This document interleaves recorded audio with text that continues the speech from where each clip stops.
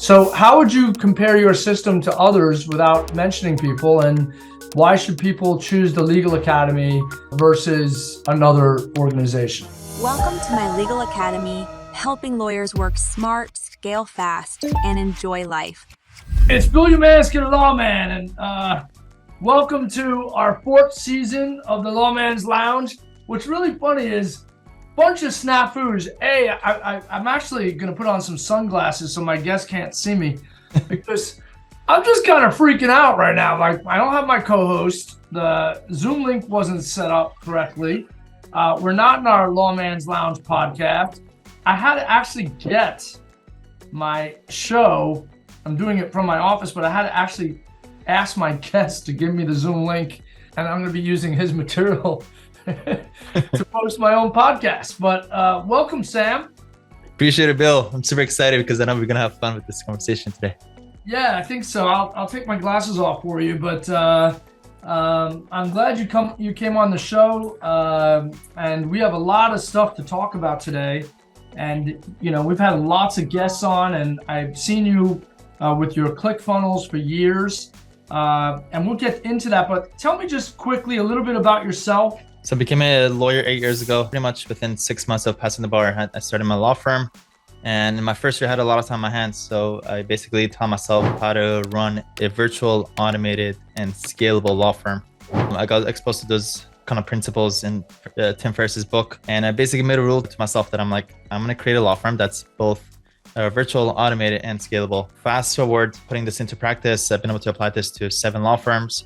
Also, 3 years ago, I started a journey teaching this to other lawyers.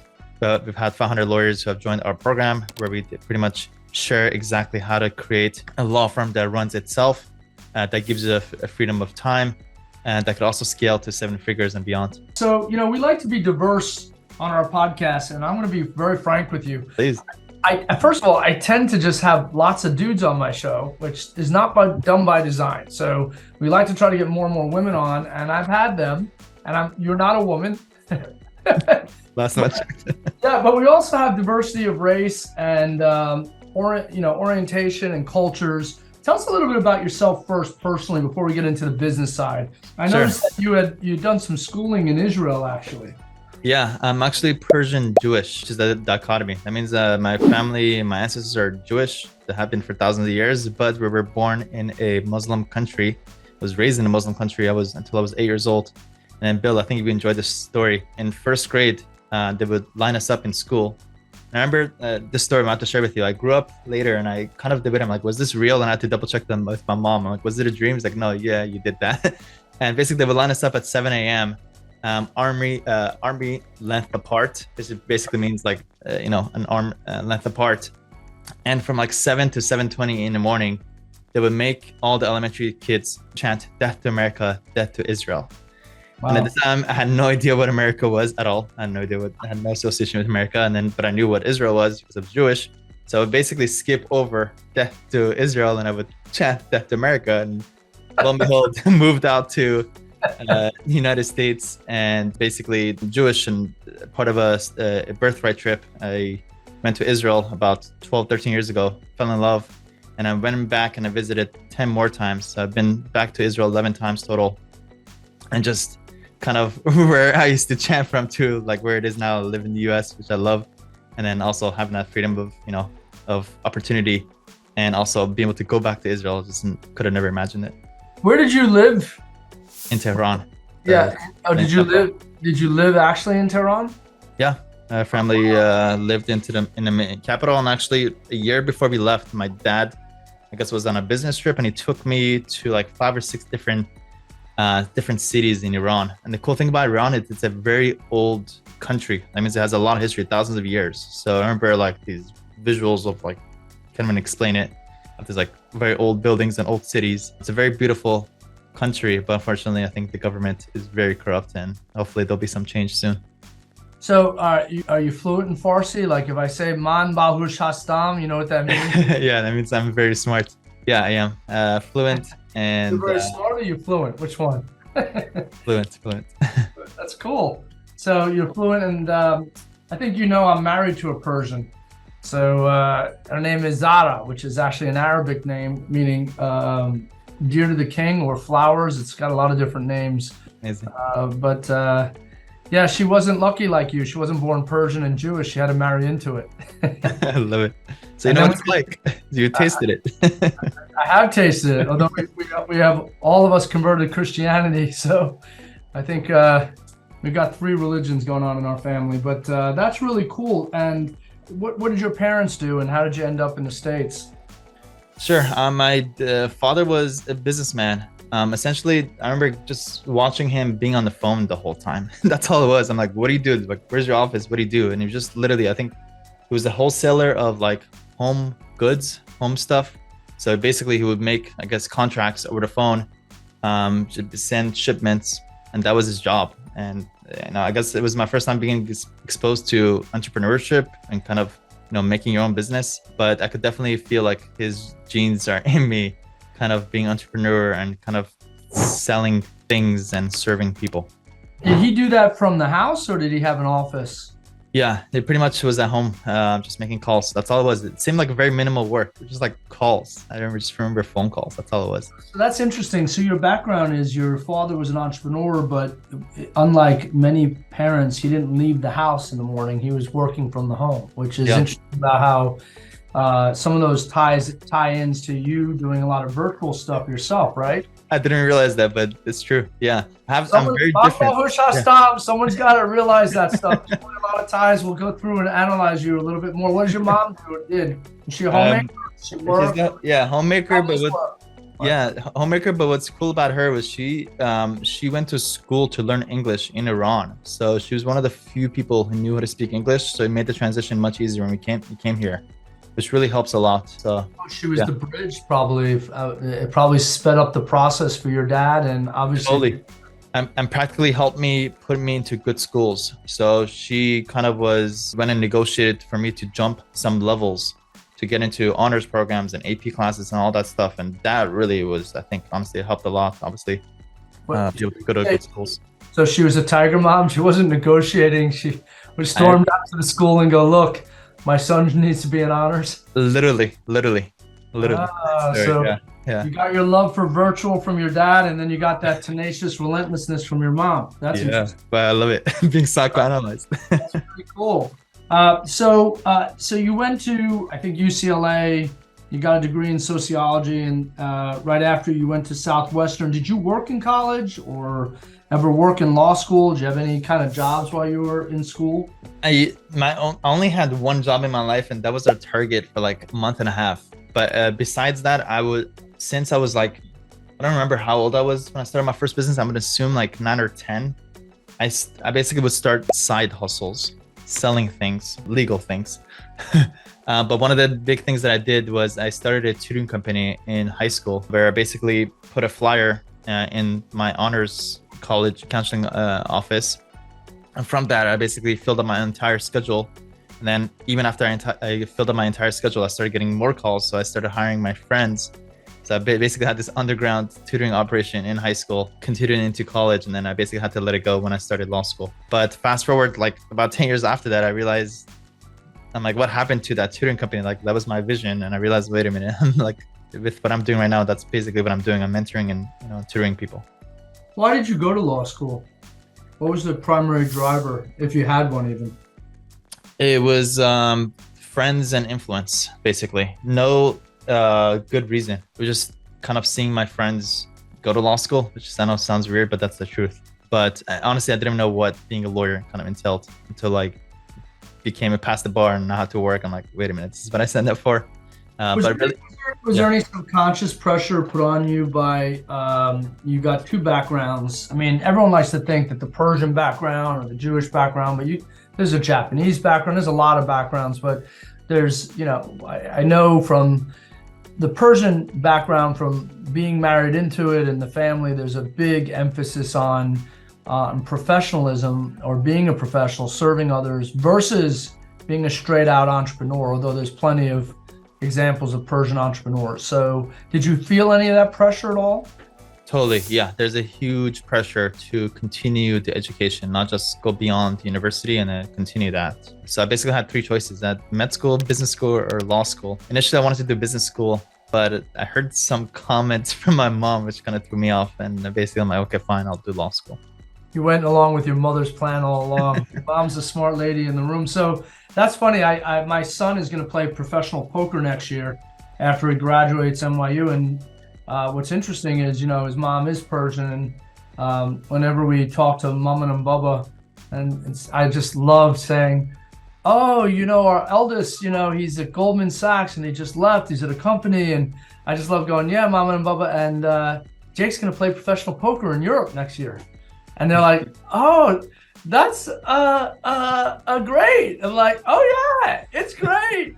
And then my wife just chips in. She's like, it is great. And he's got the money to support himself. So he's already working in college. So he's doing that. So yeah, the pressure, that is interesting. And sometimes we find our ways through law school for noble reasons. Sometimes it's by laziness. Sometimes it's by culture. Sometimes we have that desire, like I did when I was, just since kindergarten, I want to be an attorney. So it is different. But tell me a little bit about your experience in law school. Did you play around with any business ideas when you were in law school? Because you said you let go of the tutorial company, that the high school jam that you worked through school and maybe college. But what about in law school? Were you thinking even then about business when you were in school?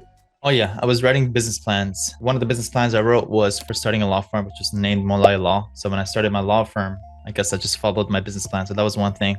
Another thing that I thought was really cool was I wrote a business plan for what I thought was out of the box kind of thinking, something that nobody else was doing, which was what they called MCNs, multi-channel networks, which are basically agencies for YouTubers. I basically thought I was, I didn't know about this whole thing existing. And I wrote out this like fresh business plan about how you could basically, there's a whole sect of this growing population that's YouTubers. What if you support them through basically an agency, help them make deals, help them with their contracts, etc. And I wrote this whole thing. And then like 2 years later, I'm like, wait a minute, this whole thing has existed for the past 2 or 3 years. I just didn't know about it. And then just a bunch of these, again, side hustles and things, selling bar outlines. It was my first time actually getting exposed to like just selling something online. Basically, I learned how to create a sales page and how to run Google Ads. So I basically ran Google Ads to a sales page to sell these bar outlines. Kind of exposed me to like, whoa, I could make money. Like I remember one time I was at a club and I was literally getting notifications that I'm selling these $150 outlines. And I was like, whoa, this is so cool. Like tonight I made $150. Oh, that's so cool. Yeah. So all these, little projects and ventures along the way kind of added up to like all the experience that it gave me to do what I do now. And so you had started working you did some employment work, and then you opened your firm within 2 years of leaving the other office. And I think my question for you is, you had spent about almost 4 years with this other lawyer. What did you learn from that lawyer that you carried forward when you opened your own firm? What are the three things you do? Let's just do 3 things. 3 things you learned to do and 3 things maybe not to do. I think the biggest lesson was that law could be black and white, but if you pave your own path, you could essentially do whatever you want. And when I was in that role working at an employment law firm, which by the way most of it was during law school, I am like, it felt, it was fed to me. This is what you have to do. This is what within the boundaries of these instructions you have to do. And then it was very upsetting because I'm like, I see a better way. There's a more efficient way. What if I use text expanders? Why do you have to continue writing this whole thing? Or why do you have to copy and paste this thing? I could just use a text expander, or I could create the most optimized template and, get this done. Those kinds of things, like basically, I wanted to disrupt the way that it was so black and white. And when I left, finally, I basically had a blank slate to say, well, I want to serve as many clients as I could, as fast as I could. So let me go build it out from scratch like this. So I never was pretty much, I had my own blank slate to kind of create my own vision. So you opened your firm in about 2015. You've had that and you've kind of morphed it into multiple firms. Tell me kind of how you started that. What was the reason for your success for that? And I would say start with bringing in the cases. So how did you start bringing in the cases that you could then ultimately open so many different firms? So from the get-go, I basically taught myself how to use online resources to get clients. Nothing traditional. So it was all literally Google Ads, SEO, website, YouTube videos, things like that. And then it started transitioning over to really teaching myself how to do Google Ads, and then Facebook ads, and then YouTube ads and TikTok ads. And I started taking things that were working in other markets, kind of in my horizontal markets, and applying it to the legal market. And that's when things really blew up, when I basically started focusing on making my specialty how to generate clients online on a mass scale, and also how to automate it so that I have my virtual team that could sign them up, that sends them off. Once they're signed up, sends them off to my virtual onboarding team, and then my virtual filing team. And little by little, when I saw the pieces being put together, I'm like, that was pretty easy. Let me duplicate this same exact thing that I just built over, because it doesn't take that much, honestly. If you know what you're doing, especially, you don't have to overthink things, especially if you don't overthink it, you just like set it up. Great, it's working, I'm getting clients. Okay, let me go do this over and over. So I did that up until a couple of months ago. I was running 7 different operations at the same time as I'm doing my legal academy. Now, the transition that I'm going towards right now in 2023 is going from 7 down to 3 and 4, do way more of our top ones, and then basically cut out the bottom ones. It's a joke that I have, like some people A/B test landing pages. I've been able to be lucky enough to be able to A/B test businesses now and kind of figure out which are the top ones, and then go hard and go all in on the top ones. Yeah, that's great, because you were able to scale quickly enough to do a macro macro A/B testing as opposed to detail. But who's doing the actual work for your different firms, and how did you set that up? And I'm not talking about the virtual assistants, but the legal work specifically. So usually the day-to-day is run by a virtual team. So that is, gathering the intake information, collecting the documents, doing the filings. Honestly, the lawyer is like the last layer, just to review everything, make sure the team is doing their thing, and they push it forward. So yeah, we usually have at least 1 in-house, maybe sometimes 2, just to make sure that we have insurance if something happens to that one lawyer. And then sometimes we also do referrals. We pass them off to other attorneys. So what are the 7 firms that you're boiling down to 3 or 4? Lemon law and employment are our 2 biggest ones at this point. So you're doing lemon law and employment, and a lot of that's litigation heavy or not. I don't know if you're in California, so it may be different, but here employment law is very litigation heavy. Lemon law is not as it's not as lucrative in Florida as it is in California. So kind of tell me, is there a litigation component to that, and are you figuring that out, or are you just handling that in-house? Usually it's pre-lit, a lot of pre-lit. Pre-lit basically means a lot of it could be automated. So a lot of it is usually automated. So if it gets to lit, how have you found referral attorneys? Because it sounds like you've done a very good job at getting the back of the house done. And if it's pre-lit, you're able to do that. And you know that you can do a lot of that with virtual assistants and just have the lawyer to review and get it out. Because a lot of it is not overcomplicated. People overcomplicate it.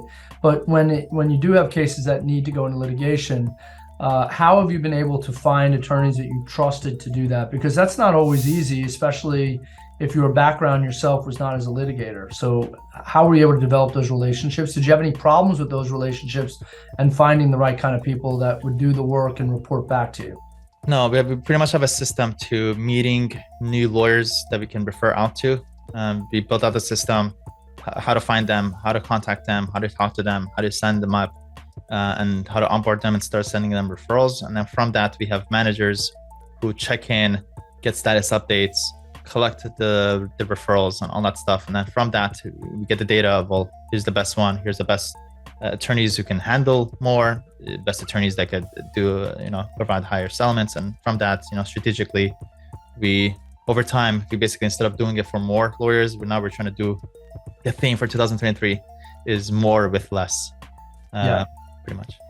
Whether you want to jump to 2023, but I want to take you back first to the thing that you were kind of known for, which is ClickFunnels. So talk to our audience about when ClickFunnels were found, who was the grandfather of that, who you learned from, maybe like the benefits of it now, and also where you see it going. There's a lot of people that speculate that it's not going anywhere.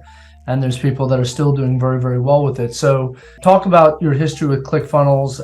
Totally. So ClickFunnels, when people hear about ClickFunnels, it's very polarizing. They're like, they either think it's the biggest scam, or they think it's the best thing that was ever invented. And the people who think are the biggest scams are the people who just don't understand it. It's kind of like Bitcoin. It's, there's only two camps. Either you believe in it or you don't. It's the same thing. So if you find yourself there, and I found out is you cannot convince a skeptic. A skeptic is going to be a skeptic. I've been able to utilize ClickFunnels to basically make multi-million dollars across multiple different law firms. The foundation of it is when you have people that have a problem, how do you sign them up as a client? And that's what ClickFunnels is the middle piece of that. It helps you figure out how to optimize and how to increase your chance of actually you signing up as many clients as you possibly can for the lowest amount of money that you could spend. How to put that together is basically one of the aspects of our program, of my legal academy, basically how to put this together and make funnels work for generating clients for your law firm. Yeah, we're going to talk more about your legal academy, but tell us a little bit about how you got into ClickFunnels, the process real quick. We don't want to do a big tutorial with it, just an overview, because you'd be surprised. We have a lot of listeners, and some of them, they don't know how to fall in any camp. They don't know what the hell it is, actually, believe it or not. They're too busy. It's more of concepts that you apply to your law firm. Okay, so it's not a specific page or specific gimmicky video. It's a whole system. What's a system? The best way I could explain it is the first thing you want to do in the system is you want to get your leads' contact information. There's different ways to go about that, and this changes over time. It used to be ClickFunnels pages, but now these Facebook ads platforms and TikTok and Google have their own lead forms where you're able to capture leads right at the outset of your client generation. But that's the first thing. Second thing is you need to nurture your leads. You can't just expect people to just sign up with you. So if that's the case, you need to build some automations. There's two automations or three things that you want to do. One is automated emails. Second is automated text to get in contact with them right away. Third is a video. You need to have a series of emails or some form of videos where people, as soon as they become a lead, they hear from you so that they know this is something you do, so that you can build the trust and authority that you can help them down the line. The third part is that kind of combined with the second part is automations. You can make sure that that's set up. So as long as you capture the leads, you nurture them, and you have automations, and you build a system that you constantly refine over time, the best ad, the best funnel, best follow-ups, best automation, all that stuff that you refine over time, that's what basically gets you a 3 to 5% converting funnel. If you have something that basically, if you can sign up 3 to 5 out of 100 people that you come to your funnel, then essentially you're a multi 7-figure law firm. And so a lot of these other channels are competing with that, right? There are different channels that all have their own language that you basically have to know how to use those specific channels to make it work, to go attract those leads to your funnel. So when you were doing this process at the time, because you're someone that continues to learn, and then what gave you the idea of the academy, and how did that morph into the academy? So about 4.5 years ago, I basically met my mentor organically. I was basically one of the clients. Once I discovered that this works for myself, I basically went around LA pitching personal injury lawyers that I could do it for. And one of those clients eventually ended up being my mentor. And my mentor basically started, mentoring me, guiding me, giving me a big, broad vision of this is your skill, this is what you're best at, let's go tackle this. And once I got that guidance and that direct feedback to constantly do this over and over, feedback, go do, feedback, go do, feedback, that's when I saw my growth pretty much quadruple almost every single year. And when I saw that myself, I'm like, wait a minute, this is something very powerful. What if I take this model of mentoring and tutoring and I do it in a group coaching kind of setting? And that has really panned out. So that means I was basically able to build a curriculum and a program from scratch. That basically the mission is, if we need to help hundreds and thousands of lawyers at the same time, how can we provide the community, the information, the check-ins, the accountability, everything that's like a multi-encompassing kind of program that could help lawyers increase their chance of actually being very successful with all these systems. So do you mind telling me who your mentor was? To tell our guests who your mentor was? Sure. His credit? Yeah, his name is Hamid Cohen, and his company's name is LegalSoft. One of the many things that he does is basically hiring virtual assistants for law firms. That's pretty cool. And are you still together with him? Did you ever decide that you'd want to do business with him, or is it just your business or separate? Definitely. Yeah. We're very engaged and talk daily, literally every single day for the past 4 years. And yeah, we do business together in different capacities. Oh, that's cool. So tell us a little bit about the Legal Academy in more specifics, and how, if someone joins, you have segments, tell us what it would be like to join the Academy, please. Sure. So our program is for lawyers and their teams. So it's not just like come learn, but also we can train your team for you. So if your team needs to get better and signing up clients, well, we have a whole intaker track. If your team needs to collect documents, well, here's the most efficient way to be able to collect documents, etc. Everything else you could possibly think about. The second kind of component that's kind of key is the community. You have a place where you're able to ask any question. Also, a lot of questions that you probably have already been asked before. So whenever something gets asked, we usually have resources. We have essentially Google Docs and Google Sheets for everything you could possibly imagine, which could easily be templatized, and we share that as an open resource for anything you could possibly think about: lead tracking, client tracking, math, anything possibly to think about. So community, resources. Also, I've been able to build an in-house support and tech team. Those crucial parts of like lead automations and this and that, things that are kind of technical, we've been able to kind of take that off your hands and say, hey, just fill out this form, and then our team comes in and basically sets this up for you. Again, because I got the freedom to be able to build this from scratch, I just thought about like what will bring us the most results for our lawyers, and I basically went and kind of built that for our program. So, as you know, you're in this space where there's a lot of different kind of competition, and what I notice is that there'll be questions asked of each of you, which I don't normally ask because it's just a waste actually, but the question that will be asked generally, and I'm not asking you actually, but I'm going to follow up the question is, how does yours compare to A, B, C, and D? And everyone is pitching their own deal. And in fact, what's most amusing to me is going to a conference and almost they're all there together.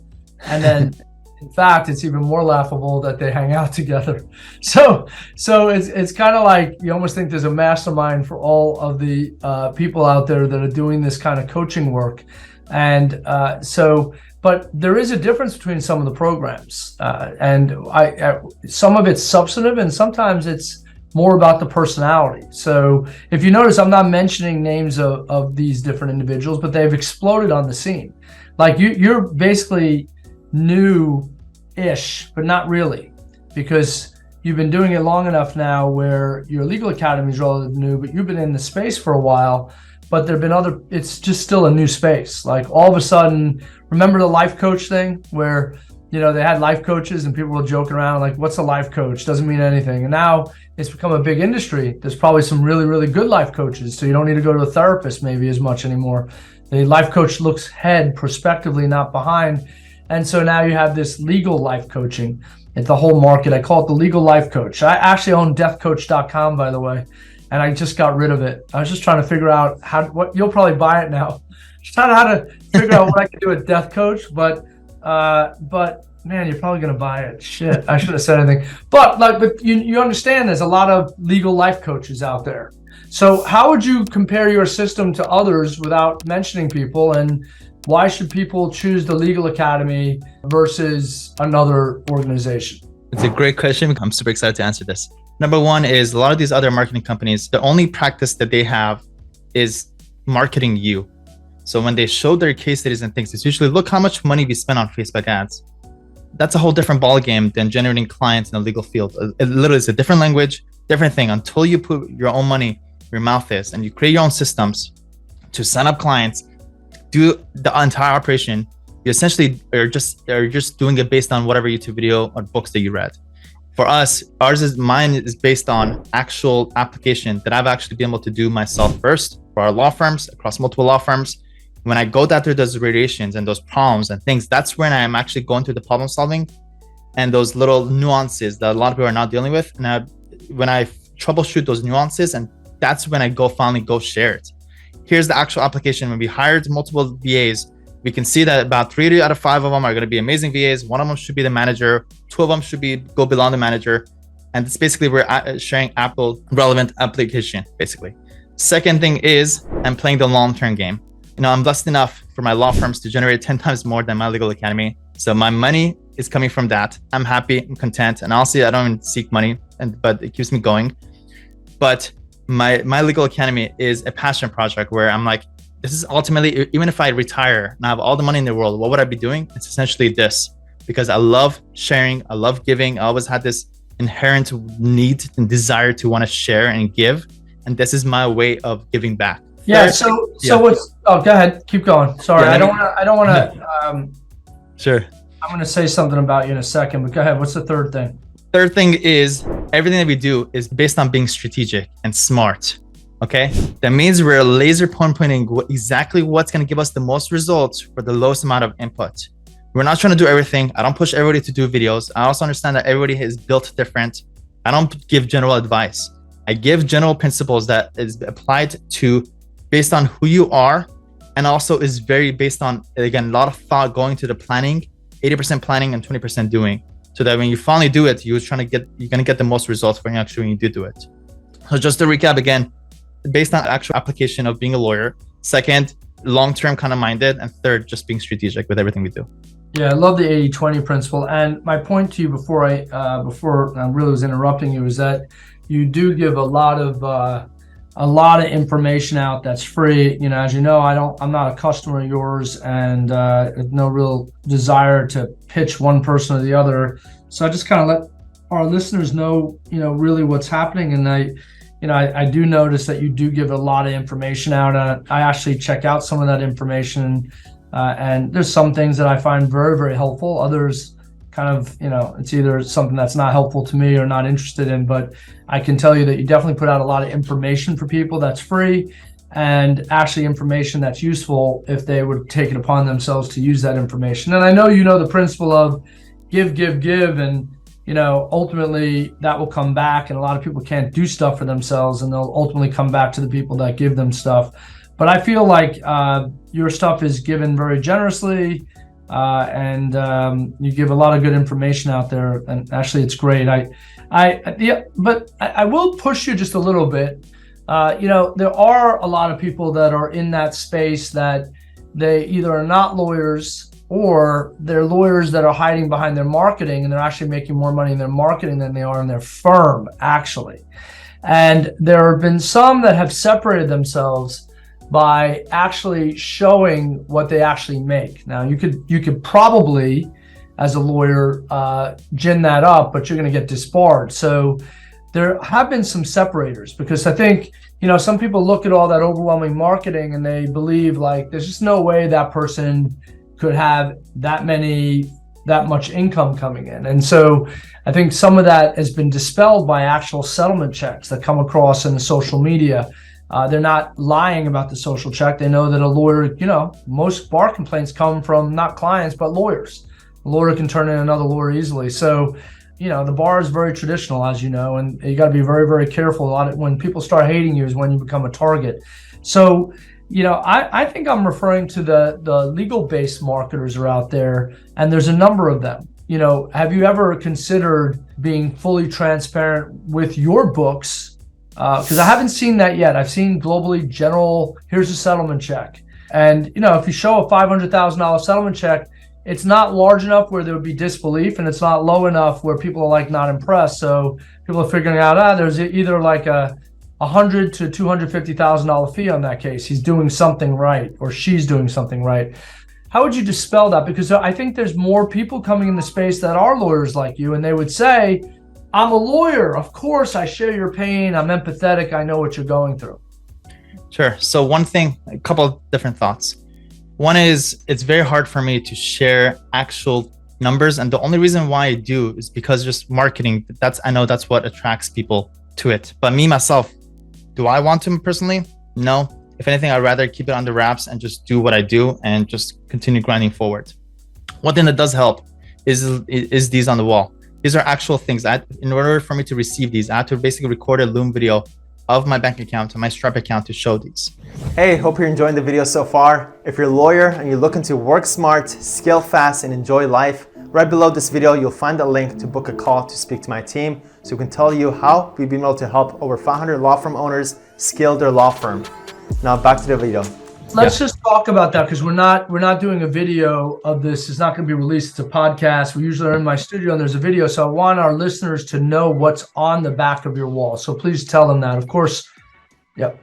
So it's these plaques that ClickFunnels gives you for basically generating $1 million online with ClickFunnels. And usually whenever, before I would get them, I usually put it out there. I'm going to receive the 2 Comma Club award within the next year.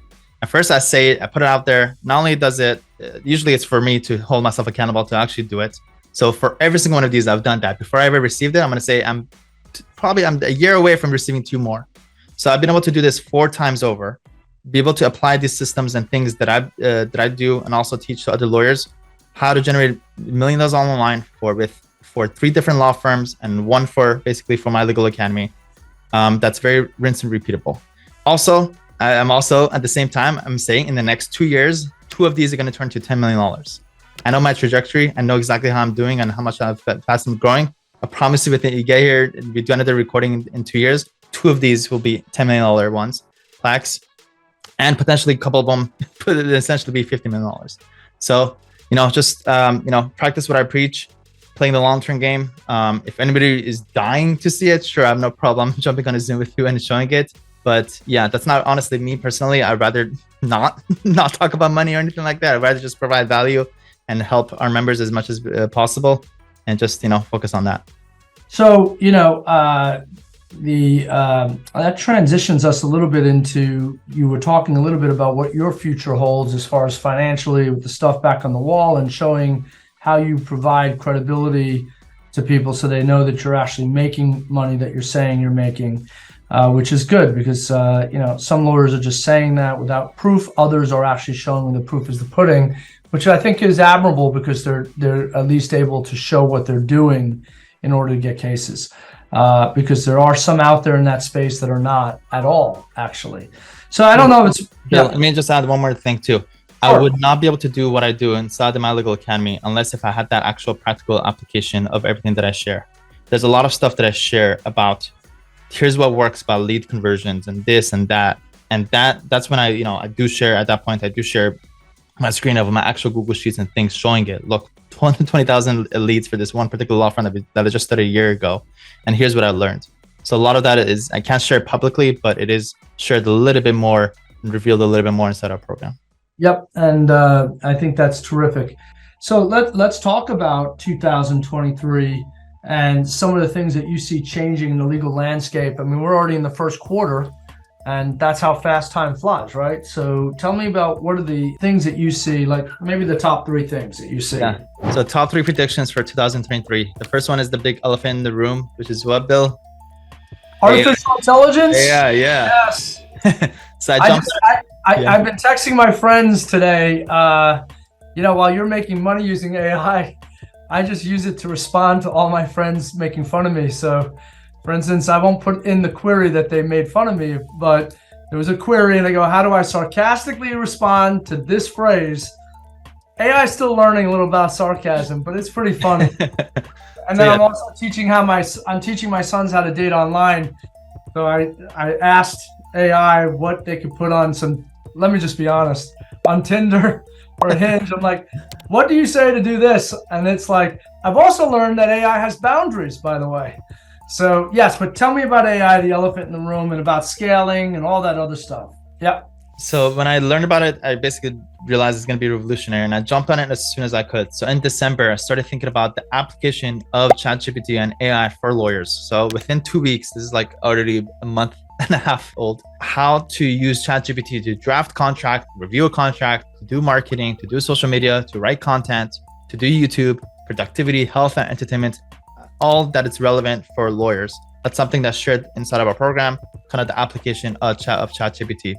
Second thing is, I kind of see it as a consolidation of the market. I keep track of, let's just say in my practice areas, exactly who's doing it, who's marketing, and also I keep a track of their performance over time. That means a year later, are they still running ads? A year later, if they are running ads, how's it changed? And what I've seen in the past year or two, when something is revealed and the market catches onto it, people start doing it. But over time, you'll see it actually consolidates down to the people that are really good at what they do, that have a lot of good data, and to have the best conversions and the best teams to actually be able to handle it. So a lot of it is like literally the 80-20. Most over time, most of the market will go to the top 20 people. So make sure if you are doing it, make sure to do it well. Don't diversify yourself across too many platforms. Put more money, more resources into one platform. Obviously, it's at least have a backup just in case something happens. But I do definitely see a consolidation, less competition, and also less copying. I've noticed this when I started getting copied. I realized what's not being copied. Things that are very easily that could be copied are copied, but the things that are hard to copy are not copied. For example, if you have results or things for your clients, that's very hard to duplicate. So basically future-proof yourself, collect testimonials, results, and display those from your clients, and you'll be less likely to be copied. And the third is, which I think we've been going through this transition in the past year or two, but even more so this year, is just more of a hybrid model of a law firm. That means you have, I think the most optimized kind of system for your operations is to have in-house managers and directors who oversee a virtual day-to-day operations.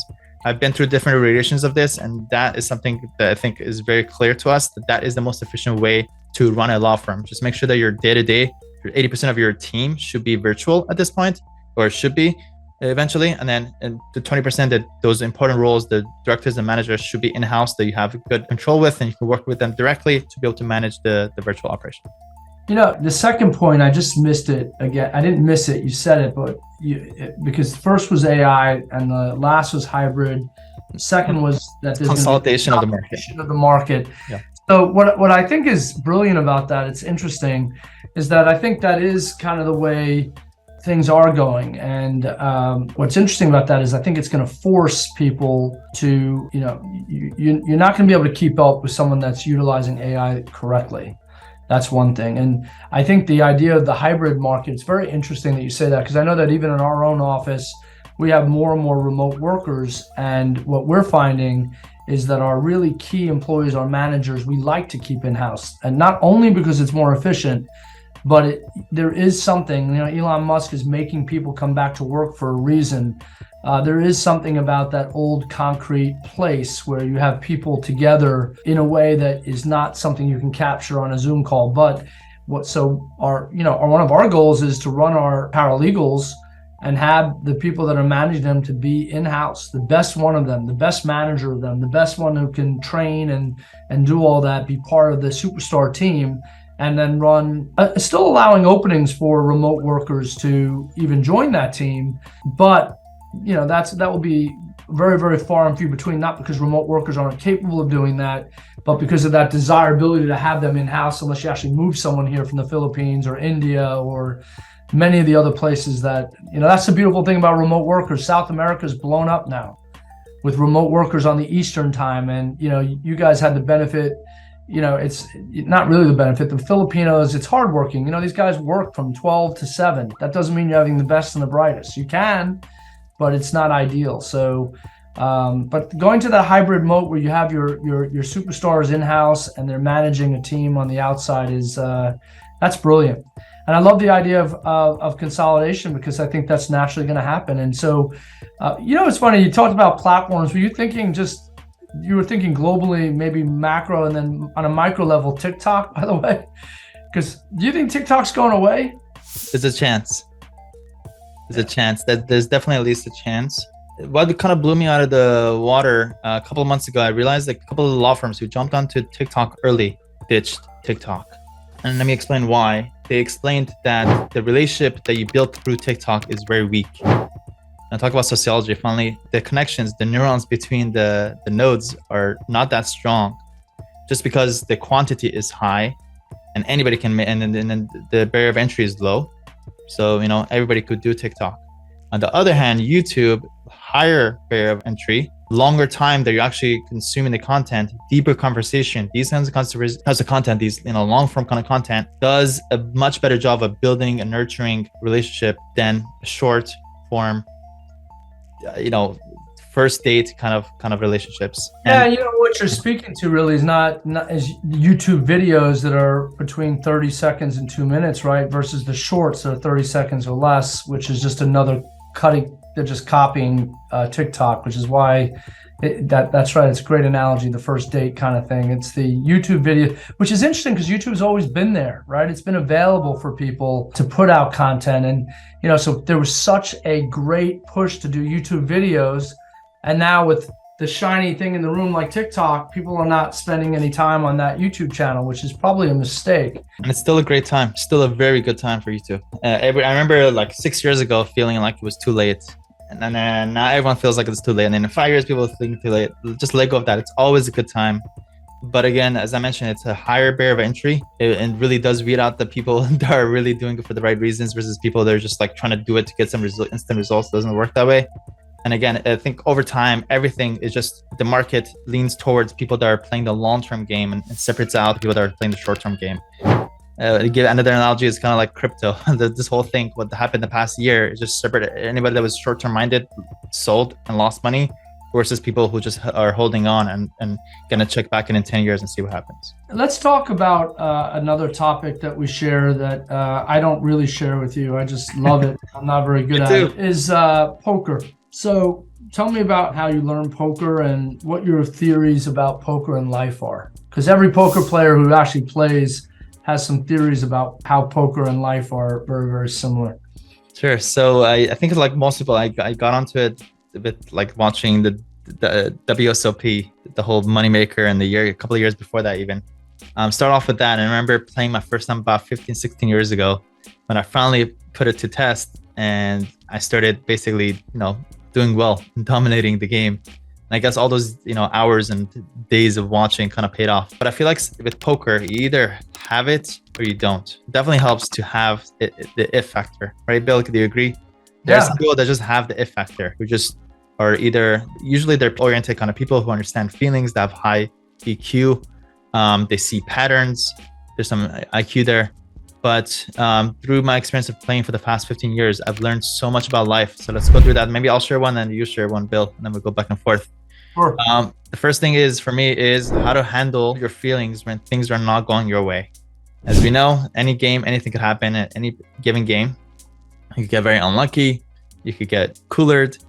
But the bigger picture is how you're going to handle it. What are you going to do the next hand when that happens? And most people lose their cool. And if they get one bad beat, that means it's over. The rest of the night, they're good, good luck. But I learned it's much better to try to stay as level-headed as possible. Brush it off. If need be, go take a walk, come back. But really, you got to stay level-headed, basically. And that really resonates itself in business, in life, in relationships, and everything else that you do. So I think for me, a big one is not my idea, but it's from that song, know when to fold them. And so that's a tough one, know when to fold your cards. So, I think that's one of the hardest lessons for me in poker, but I think it's good for our listeners and for poker players. It applies to life. But when you have a card and when you have some cards, I'll give you a good example is if let's say you have, I can use even pocket aces, but I think maybe pocket jacks might be better to explain it. You start off with pocket jacks. You start off in position, you raise a lot of money. The flop obviously comes out queen, king, 10 or something, or not queen, king, 2 or something.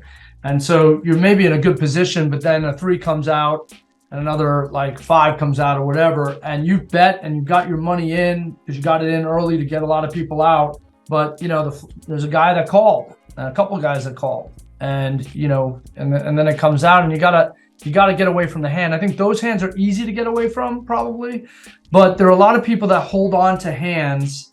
And like in life, if you're starting an idea in a business, you should see a lot of that to execute it through. But there are times where you've got to pivot. And in folding your cards, it's almost like a pivot. You're just kind of saying, look, I give up. I've invested good money. It's going to hurt. To your point about being level-headed, maybe it hurts you because maybe you even overbet it or you didn't feel good about it. But if you don't get away from it, you're going to get hammered at the end. And there are people that play that can't get away from hands. And so, do you know who the person was? Was it was a famous folk singer, and maybe you can look it up, who said, know when to fold them. But that is a brilliant lesson I think I've learned in life. And it's also something I'm still learning at the poker table. So, Totally. yeah. Totally. Let me share another one is just paying attention to people and what's going on the table. A lot of people just like, whatever. They're just messing around, they're, just socializing. But if you actually pay attention, you could get a lot of information. And I'm going to give some, for people that are interested in poker, just reading people one-on-one. Essentially the easiest and the most useful thing you can do is just ask yourself, is this person more interested or less interested compared to when the cards came out? Easiest question to ask. When the cards came out, is this person more interested or less interested? Ask a very polarizing question. If you say more interested, then now at least you have two choices. Are they more interested because they have a good hand, or is it because they have a worse hand? Usually it's because they're more interested. They're leaning towards a better hand. And that right there, again, just ask a very polarizing question, interested or not. And from that kind of go down the decision tree, then it will it really increase your chance of you getting it right. Yeah, I think also that's a great point. I think also poker is about communication and testing people. So I'll give you a good example. You talk about number one, level-headed. I don't do this at my home games because I don't want to lose my friends. But when I play with strangers, I'm usually the nicest guy at the table. So one of the things I've learned from poker is that you can, even with professional players, if you get the dialogue going and they really, really like you, they'll still take your money. But there are times where they may take less of your money and you become the person that binds the table. But and how I learned this lesson though, that's very, very interesting is I've probably done this when I've been thrown out of casinos because I am crazy, which is probably one of the reasons why you're more successful than I am, is that I don't have boundaries. So sometimes what I'll do is I'll play, let's say, not saying you don't play this hand, it's called the Gus Hansen hand. Yep. But I'll play 2-3 big blind and I'll do a raise. It never hits. But sometimes it'll hit. And I don't always play that 2-3. And sometimes it's not suited. But you can imagine like when I play that hand and it hits, and it could be any other kind of hand. I like playing 6-9s, by the way, for some crazy reason. And that's a bad hand to play. But when it hits and people don't see it and they get pissed. And so imagine playing for hours where you've developed a circle of trust and people love you. What I found is then the person gets pissed and he says something to you or she says something to you. Usually it's mainly men that are nasty, actually, there's great women players, but they'll say something that's rude, like you're stupid or you're dumb. And I usually use that, and I'll tell you where I'm getting with the lesson though, is that I use that as a way for me to be like, you just call me stupid. Now, I'm never upset by that because all my friends make fun of me. I've been made fun of, thrown out of schools, picked on since a kid. I mean, I've been a bully, been bullied. So for me, it's like controlling the heat. And I just am like, oh, so he just said that. And you know how poker says they have rules, but they don't have rules. The cool guys are like, there's no rules, but there's rules. So like, for instance, you shouldn't talk about the person, hey, I see your wife looking. I'm going to take out some Viagra because my wife's over there. I'm 59, but I'm not sure that would help you because where would you even find it? Now, what's interesting about this is, you want to edit this, Sam? Is that the table has been sitting there for 3 hours seeing you as the nice guy. This is the power of socialization. They don't want to change their opinion of you. You've now called that guy out and his wife is looking. You've said the worst thing you could possibly say to a man or any person's like, the Viagra ain't going to help you because you can't find it. And yet the table around you is still supportive of you. And they're actually against that person who started by calling you stupid. So what I learned from poker is that when you support a president, for example, and you just can't get away from it because you don't want anyone to change your opinion because you've made that opinion of that person and it's important that you made it. So that's kind of a weird one, but it is something I learned from poker, which is when people are committed to something, it's hard for them to back off and it's hilarious. And I do that to piss that guy off and then to see if I'm still loved by the table. And usually I still am, even if I'm being escorted out of the casino. You're like, oh, see you. Hey, we should get a drink. Give me a card before you leave. And I'm like, I've done it on purpose to just test that thing because I think in people, the power of personality is so important. If people like you, they're more willing to stick by you. Unfortunately, that's a horrible lesson, but. You're creating that dynamic to be a fun person to be around with. That usually is a positive association, which usually leads to good things. Actually, out of my notes is like, if you're a good player and you're no fun, no one's going to play with you. That means you're not going to ever win money. So make sure, as Bill said, be fun and be somebody that people want to play with. Oh yeah, I'm friends with this guy who does the poker tour for he plays and he announces for Spanish, the Spanish poker tour. He does a European poker tour. He goes around. He's Spanish, actually. He's a Spaniard, and we became friends playing with each other. We were playing with a whole table of French people, Sam, and I was looking up on my translator how to F with people in French. And it was so funny. We all got along with each other, and it was fun. But what other lessons? That's like 4 quick ones. Although that last one, I digress, but it's still a lesson. Another one is read through people. That means truly understand who they are and what are they here for. On the poker table, you could generally tell the mood that they're in. And then also when they start talking, are they more of a conservative person who's just sitting here, has all the time in the world, or are they here because they're on a mission to make as much money as they could because their friend's about to go pick them up in 2 hours? And that really leads to, in real life, if you know a person, you understand what their intent and thing behind it, and you can play the game with those types of people. And that's what I do. We all essentially we create our first impressions with people. For me, I'm the same way. I kind of have a feeling about you. And that really leads me to whether I want to do business with you, want to, bring you on as a client. If, we just don't rub the wrong way, I just know it's not going to go anywhere. So why even waste time? So just make sure, again, have the right intentions. Literally, that's all starts internally. You got to believe in it. You can't just take it. People can read through the fakeness. But if you have the right intentions, then good things will happen. I'm going to leave with the last one, which I think is really, really important. Although I think you could add so many more. But then the last one is data. Math. And one of the weakest parts of my game, which is why I don't play professionally, nor would I win long term, and why my sons are so good at it. They had 780s on their SATs. They are learning the emotional intelligence part of the game, and I have a feeling you're probably good at math, but data is the most important thing, because if you don't know the data, if you know EI, it's hard to read professional players who both have EI, emotional intelligence, and they have the data, because they are, and the math, they're good at both and they understand it. So you sometimes you can be able to make predictions based on things. And also you make money on percentages of, how do you make money long term? If you're not betting right and putting enough money in when the cards are, what the percentages of what's coming out. I think data is very important. And obviously that applies to business.